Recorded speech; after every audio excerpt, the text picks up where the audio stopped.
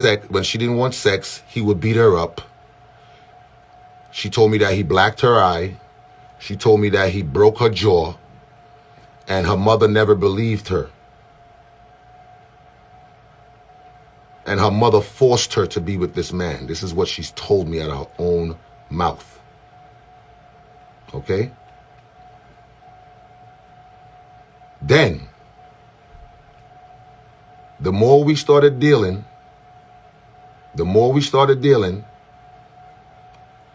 all right, let's fast forward. We was dealing, and I felt, within my self, I felt like she wasn't really with the baby father. So when I got out of my situation, I kind of started taking her seriously. She moved to Houston, and she said she was in the academy, and she was going to be a police officer, and I was basically supporting her through it. We spoke often. She asked me for money to help her, buy her firearm and stuff like that, and that's what it was. I posted Kirby on Valentine's Day 2 years ago, right? When I posted her, somebody commented on the page and said, "Are you gonna still fuck blank when you're in New York?" To my knowledge, I only knew about Kirby's baby father. After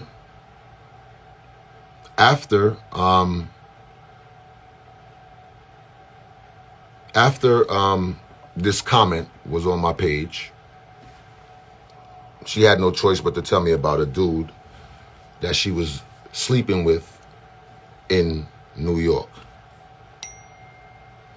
When these comments they're crazy. Is jokey, but it's okay because my truth has to come out. Mm-hmm. I prayed on it this morning, and God told me to speak my truth, and He's gonna guide me and be with me through this. So no matter what people want to say, you are just a man, just like me. Anyway, she had no choice but to tell me about this man that she was sleeping with.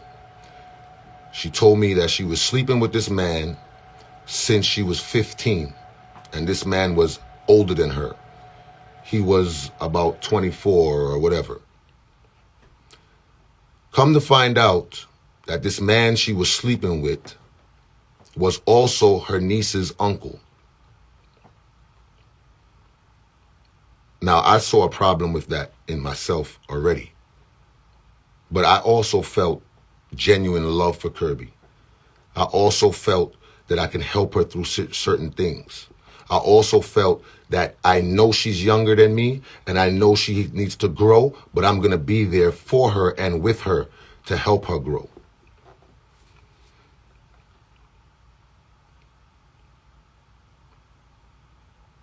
I went to Houston. All right. Like I said, she was in Houston. She told me I was going to do a show in Houston, and she told me that she wanted to see me. She said that while I'm here, she wants to let me know. I'm gonna turn off these comments. I'm gonna turn it off. So I could get through this and just yeah, because it's distracting me and I'm reading it. How do I turn off these comments? Comment. Okay. Okay. Now I could get through this and do what I gotta do. So she told me that she was living in Houston, and I was under the impression that she was living by herself. She told me she said she wanted to go to Houston to be a police officer because she wanted to get away from her mother. This is what she told me. Her mother has been trying to run her life for years. Her mother has been forcing her to be with people that she didn't want to be with, and she just wanted to get away from her mother. This is what she said to me. When I was going to Houston to do this show, she told me she got to tell me something. I asked her what she wanted to tell me. She said that she moved her baby father in. I was disappointed because I thought that she was over that. I thought that she was beyond that, being that she said she was with a man that was abusing her and beating her up for sex. And I guarantee you, through my experiences, I guarantee you if we speak to her baby father, it'll be a different story. But I don't even want to go there. But anyway, I told her in 2018, I said, you know what? I don't want to be the person who is going to mash up your happy home. I'm not a house wrecker. I'm in a good space right now. I don't want to be a part of that. If you are with your baby father and this is who you're living with, I'm good. I didn't speak to Kirby the whole year of 2018. In 2019, me and some of my partners decided to do a show in Houston. I haven't contacted Kirby for a whole year. When I got to Houston, my road manager looked at me. He said, what happened to that pretty girl that you used to talk to? Don't she live in Houston? Ain't she a police officer here? I said, yeah. I said, she also lived with her baby father, and I don't want to deal with that, so I'm just going to leave her alone. Kirby texted me and said, so you wasn't going to reach out to me and you here? I said, honestly, no. You have your life, you have your family, you have your kids, your kid, live your life. She said, I told you that I only moved him here because I needed help with my son. Me and him is not together like that. I need help with my son. I work late hours, and I wanted him to come and help me with my child. She asked me she told me that she was going to come to the show anyway, and she was going to come in there with her police friends, and they was going to stop the show, and I had no choice but to talk to her. I guess that was jokingly, because we joke a lot. Please, I don't want nobody to call me right now. Please, no one call me. Stop the show. Right. So we linked up. She came to the hotel. We had sex, and I opened up to her, and I gave her the truth. I said, listen, at the time that I met you, I didn't really want to take you seriously because I didn't want to drag you into the things that I was going through with my personal experience, my personal life with my kid's mother and everything like that. She said, I'm sorry that you felt that way, but I would have been there with you and I would have rode it out with you. And that, to me, was some of the realest shit I've ever heard. For somebody to say that they're going to be there with you through everything. You understand? So I decided that if we wanted to take it seriously, that's what we was going to do. Me and Kirby started communicating again, and we became, girlfriend and boyfriend. We was talking while her baby father was still living there. And I accepted that. She came to Atlanta because I told her sister that I was going to engage to her. Her sister was so happy. Her sister was supportive. And I planned this engagement for when she came to Atlanta. Her mother got involved and was very upset. You don't know this man. Where do you know this man from? You don't even know his real name. Why are you just gonna marry this man? Or why are you gonna take his ring or whatever? No, she didn't say about ring because Kirby didn't know that I was gonna engage to her. So her mother started feeling like she needed to interject in this situation. So her mother decided to make a fake email and sent it to Kirby and told Kirby that this is what somebody sent to her. Within that email, it was, my name is not Nigel Joseph. My name is not Nigel Joseph. And I've been exposing Kirby's nudes. Now, for a woman to doctor up an email to stop us from communicating and stopping us from loving each other is sick. For a grown woman to do that. Okay? Kirby did her due diligence and realized that it was a lie. And she realized that her mother was lying. That's her mother.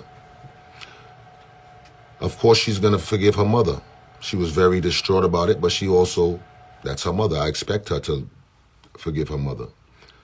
And her mother told her that she was only trying to protect her. Kirby called me one day when she lived with her mother and was crying, was in tears. She had a red vial. It was a clear bottle about this big, maybe a little smaller, clear bottle. It had red liquid in it and a paper wrapped up in it.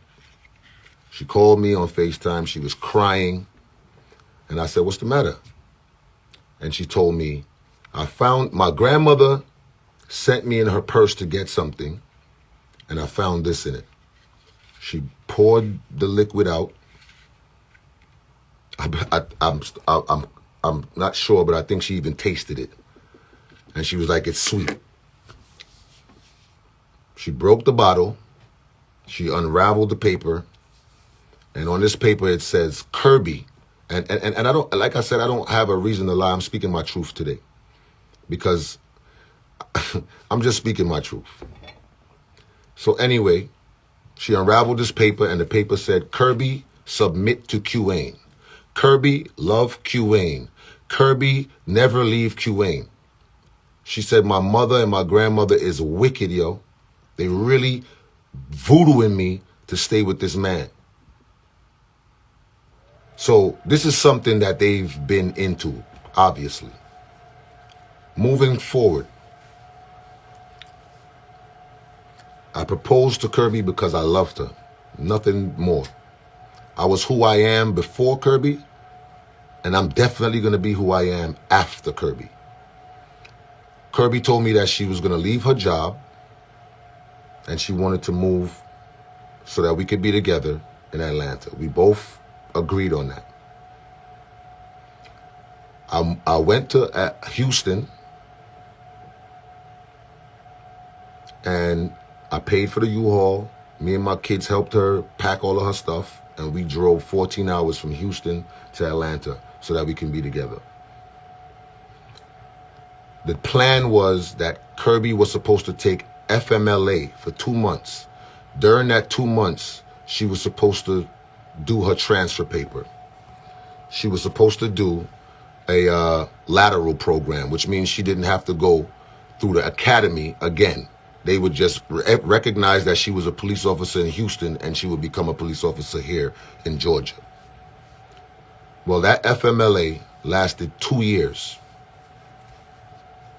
because I took care of Kirby, spent my money, bought horses, and did everything that I could do to make Kirby happy. And I'm going to tell you the truth, nothing that I've ever done was going to make Kirby happy because she wasn't happy within herself. She jumped directly out of one relationship into another. There was no healing process. There was no time to reevaluate. There was no time for anything. And I think that was probably one of our biggest mistakes. Now, keep in mind that I've already been told that she was in an abusive relationship with her baby father. She told me that his sister was doing voodoo on her. Her mother is doing voodoo on her, or her grandmother. And she's with a dude that's been having sex with her since she was 15. Now, that dude, and I'm not naming any names, but that dude, when we first got serious, Kirby told me, and I have all of the texts and everything right here, so I'm gonna read it for you. So like I said, if you don't have the time to hear this truth, then you can go now. But I'm gonna put everything out because I want this to be done with.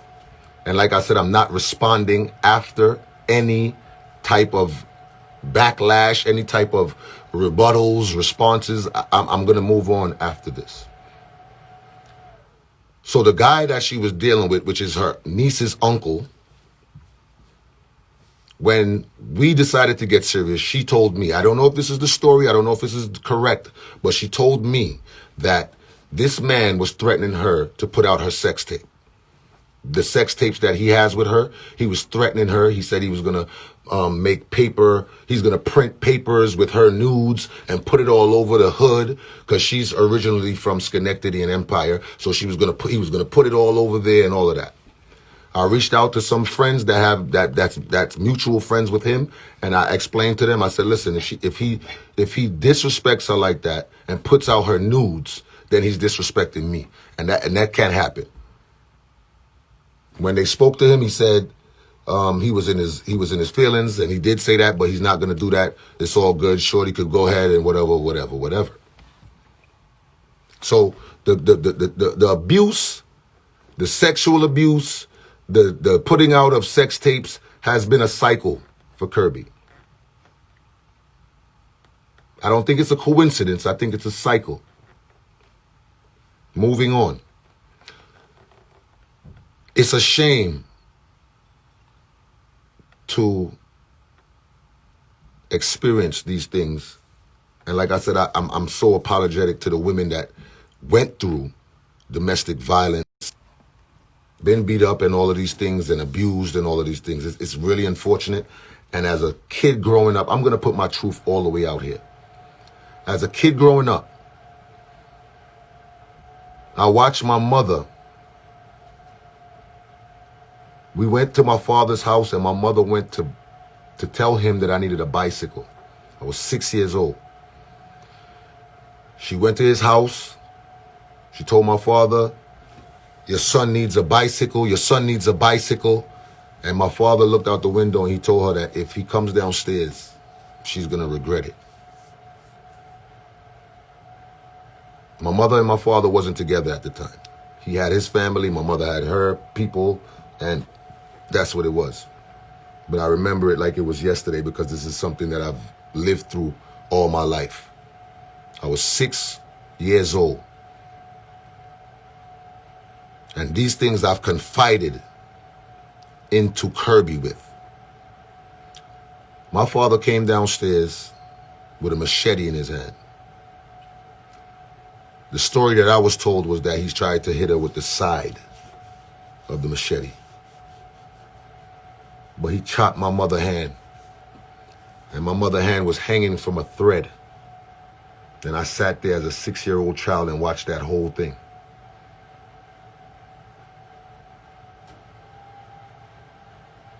I've grown so much resentment for my father for that.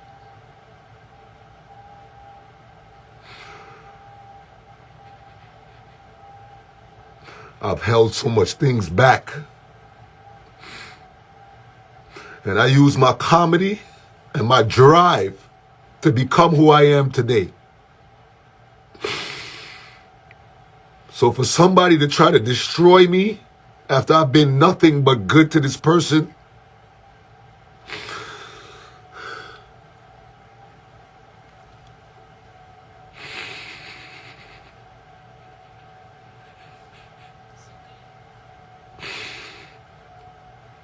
some people are just so wicked. And I'm not even talking about Kirby. But people is wicked. For y'all to come on here and disrespect me and disrespect my family. And y'all don't know. Y'all have no idea what I've been through. Even a piece. Not even a piece of what I've been through. I was molested as a child. I confided in somebody about it, which is Kirby. I told her, I said, listen, I've been through a lot, and I just want to know that you're here for me.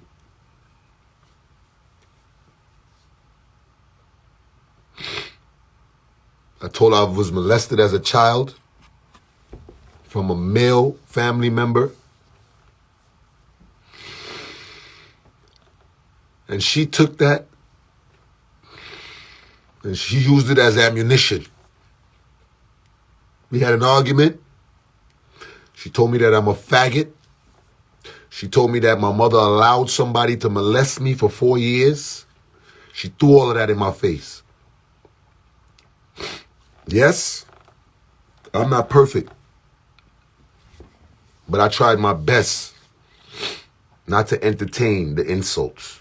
I tried my best not to entertain the war and the argument and the confrontation. But I'm telling you this right now. Any man that has been in Kirby's life will be able to tell you that she strives off of confrontation. If she's willing to be honest with you people, because y'all don't know who Kirby is. Y'all know her as Majah Hype's fiance. Okay? I gave you 9 years of my personality. I gave you 9 years of who I've been and what I've been going through.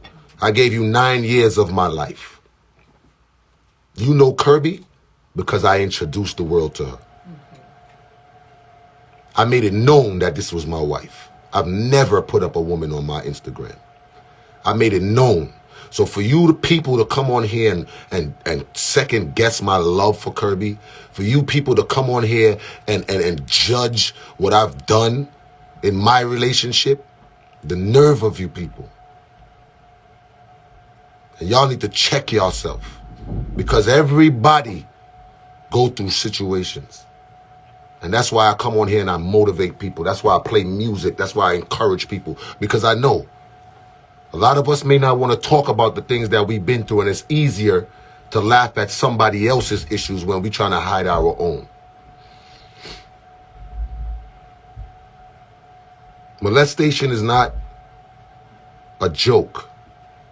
And I wanted to have this conversation with my kids and my family before I did it, but we're here now.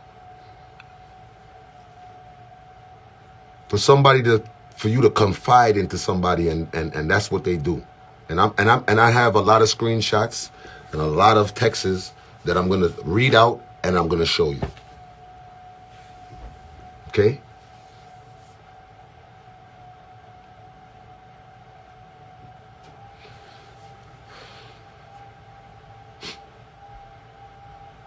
I encouraged Kirby. I motivated her. I wanted her to be the best she can be. I started working on a website for her boutique, because she wanted to sell swimsuits. I brought her to the forefront. I put her on my Instagram. I let the world know that this is my wife. I encouraged her. I told her that she has a beautiful spirit.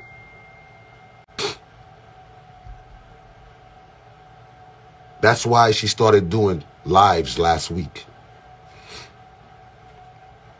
When she did her makeup tutorial and there was 20 people on it, I said, I need to encourage my girl.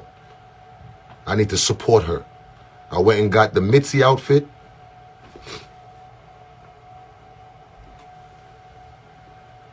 And I joined her live and I added my live, and I knew that would bring her followers. She went from 3,000 followers to 14,000 in 4 days. Okay? She called her Wednesday Women's Wednesday. Now, I always knew that Kirby had some kind of loving or liking for women. And like I said, I'm putting it all out here because I don't want to come back on here and respond to anybody or anything. Every argument, every serious argument that me and Kirby had was because of another woman.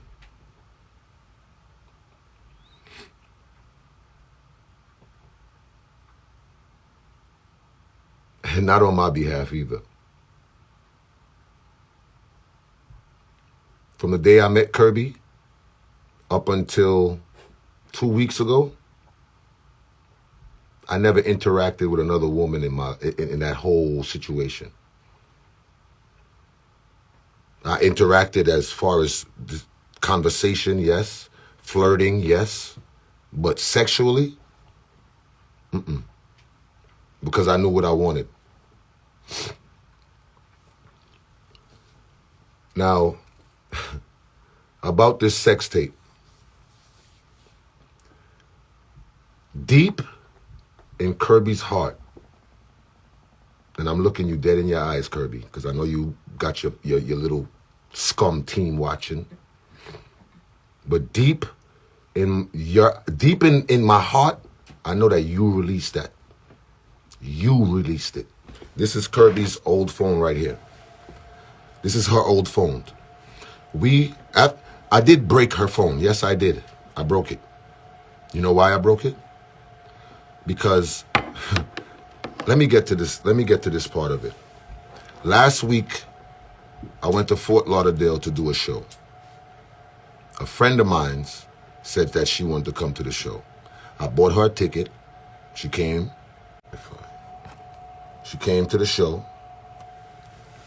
But I knew that this girl was just a friend. But I knew that Kirby was so on my body about having other women around and so insecure about me talking to other women that I knew that if I was to tell her that a female friend of mine wanted to come to Fort Lauderdale to the show, that she wouldn't like that. We went to the show. I came back home. Me and this girl did nothing. When I came back, Kirby told me that we need to talk. Now, I would put my head on the block for Kirby. She lived with me, so I didn't ever think that she would still be communicating with anybody or she would be doing anything with anybody. So I put my head on the block. People was always asking me, like, you think she's faithful? Like, what? Nobody couldn't tell me that she wasn't faithful. So I never had a reason to go through Kirby's phone. I never had a reason to check and I know what that brings also, so I never wanted to check her phone. When I got back from Fort Lauderdale, she hacked into my computer, found my password, and she was looking through my texts. Now, if you have an Apple phone and an Apple computer, you know that your accounts is on the same. So she went and started looking through my texts. She saw me talking to women. She saw me flirting with women. She swore up and down that I was having sex with these people, but I actually wasn't. And like I said, I'm not gonna sit here and play like I'm a saint, but I'm gonna tell you the truth. After the conversation that me and Kirby had, where she threw my molestation in my face, when she threw me having a smaller penis than the man that she was with before, and all of these things that she was saying. You see, an argument is an argument, and we could throw insults at each other, but when you take the things that was confided in you and throw it in their face, it's a different level. But from the time she did that, that's when I started really saying, you know what? I'm vulnerable. My self-esteem is low. She made me feel away. So I started talking to other people, but not just speaking, just conversing and flirting and whatever. So she confronted me with it, and she was disappointed in me, and I was disappointed in myself. I was ashamed. I felt like I was weak. I let my family down, and I'm big on setting examples for my kids, and I didn't want that to be one of the examples that I would set for them.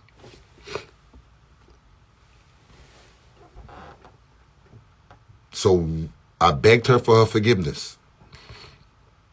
I told her that, you know, I'm ashamed of myself, and I begged her for my forgiveness, and I said, you know, I'm sorry. You know, I was flirting with these people, and I did have a sexual experience with one of the people. I did. And it made me feel so bad. But it wasn't actual sex. It was oral sex. And I felt so bad about that. And I tried for the last, this happened, I think it was last week I was in Fort Lauderdale.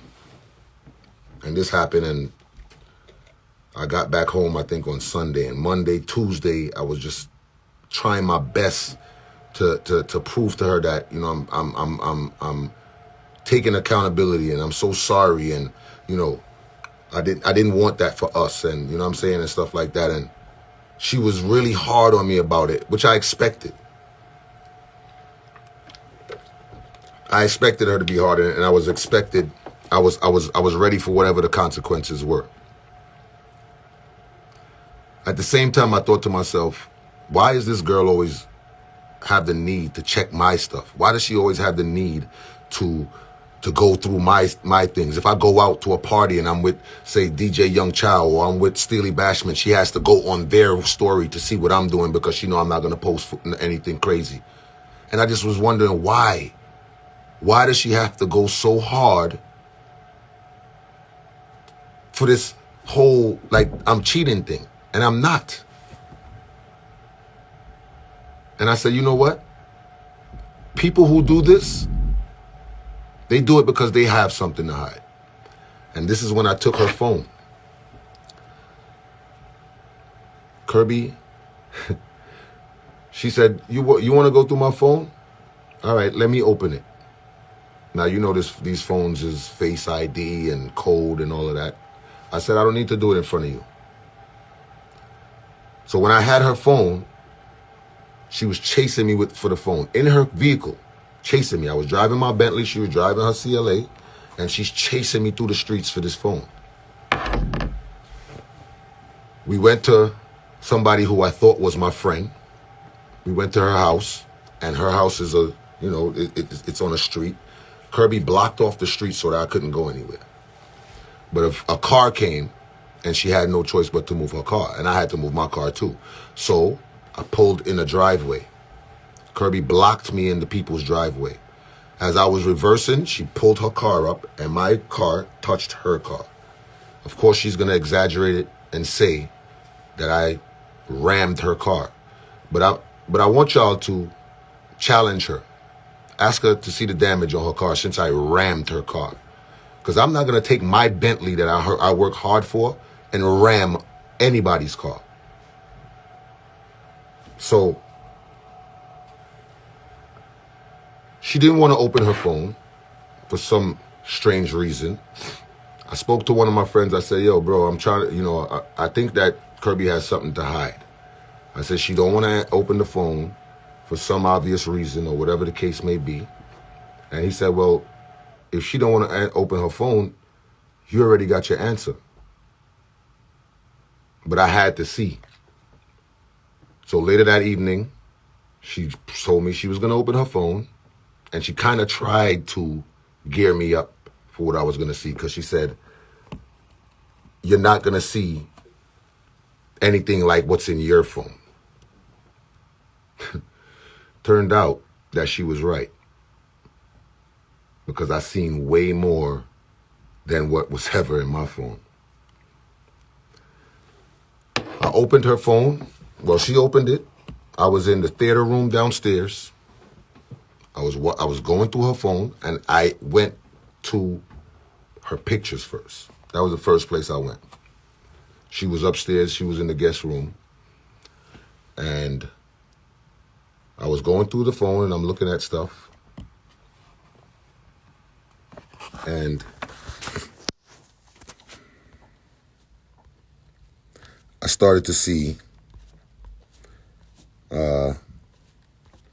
it take me a while because I got a lot of screenshots, but I seen conversations with her and people and all of this stuff. Let me just get to it.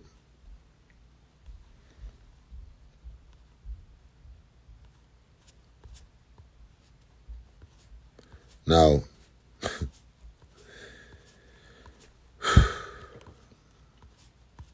let me just get to it real quick.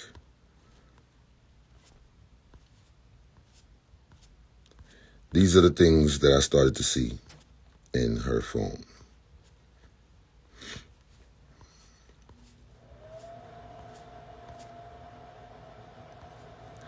And no disrespect to any man that was involved in the situation and was dealing with her or whatever the case may be, but I really did not take to social media in this last breakup that we had. I did not want to. I did not mention it. As a matter of fact, I defended Kirby when I was playing music the other day, and somebody came on there and said that she always knew that she was a gold digger. I defended Kirby, and I played a song that Kirby likes. Okay, so this is the things that I saw in Kirby's phone. Somebody. So these are the things that I was seeing. I saw this. I saw this, which is the great famous Nate that's in that video.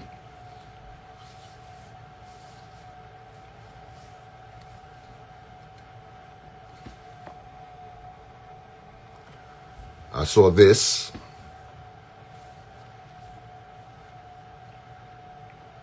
I'm in the parking lot waiting for you. This is November 19th, 2019. Now, if anybody remembers 2019, I mean, was the... Huh? Huh? Oh, hold on. Let me do my thing. She told me, this. If anybody remembers 2019, that was the year, around this time, that I posted a picture of Kirby with her belly like she was pregnant. I saw this, Otis.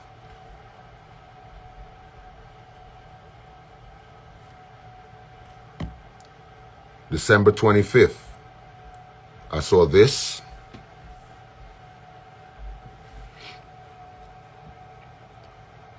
And like I said, no disrespect to nobody who was involved with Kirby while I was with her, but I have to speak my truth. Okay?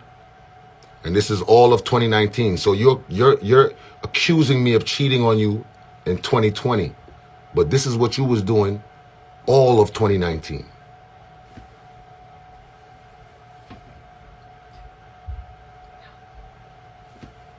And I'm gonna go through them fast.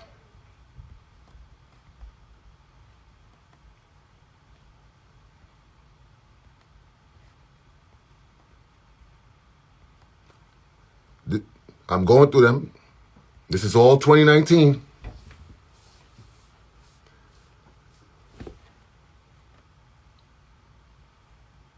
So when I confronted her about these things, she told me that is from her friends group chat. She got upset, came upstairs, and broke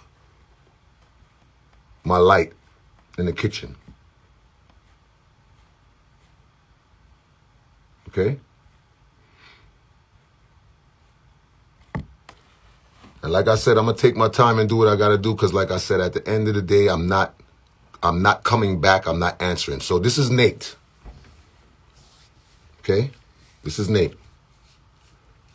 This is the guy who was in the video laughing and rejoicing and making a joke out of her having sex in a bathroom. And like I said, I know Kirby has a son. No way in the world would I release any type of video of her in any kind of compromising situation. Because not only does it make her look bad, it makes me look bad. I have all of these things that I could have released if that was my nature, if that's who I was. This is her speaking in her group, Asia and Kay and Naja and all of these people. I want y'all to pay attention because we're not going to play the innocent role. We're going to speak the truth. All of this is while me and Kirby was together. Okay? And she's going to tell you that we wasn't together when these things was going on. That's what she's going to tell you.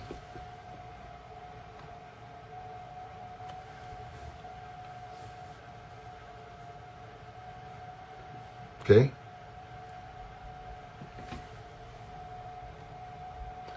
This right here, this is actually the same ex that she told me wanted to expose her sex tape and was threatening her. She changed his name from what it was to Susan in her phone so that she could continue to talk to this person who was threatening to put out her sex tape. This is the conversation that they're having last year, December. While we're trying to figure things out, while we're still communicating, while we're still traveling, this is the things that was going on. So when you come on live and you try to portray to people that you are innocent and nothing's going on and you never did anything and I'm just picking on you and I was beating on you, I never beat on you, Kirby. She was the abusive one, and I want every man out there, don't allow women to hit you. Do not allow women to subject you to being abused and speak out on it. I want y'all to speak out on it because I was embarrassed. I never told much people, but I was embarrassed to say that a woman was putting her hands on me and spitting in my face and biting me and all of these things. I was ashamed as a man. So I know there's other men out there that's going through this, that is ashamed to talk about it. Because the minute you try to restrain them or hold their hand, you're dead wrong. And like I said, I'm very sympathetic with the women who really and actually went through these things. But it's not fair to them, those women. It's not fair to them for somebody to come and try to manipulate them and use them for situations. Everyone is saying I made this big talk about a soca artist and there is no soca artist and all of this stuff. This is the conversation with her, and I don't have the whole conversation, but this is Moto. She was talking to Moto while she was talking to me. December 29th, 2019, he pinned where he was and said, here. Couple of months ago, October 23rd, Friday, couple of months ago, hey, how are you, sweetie?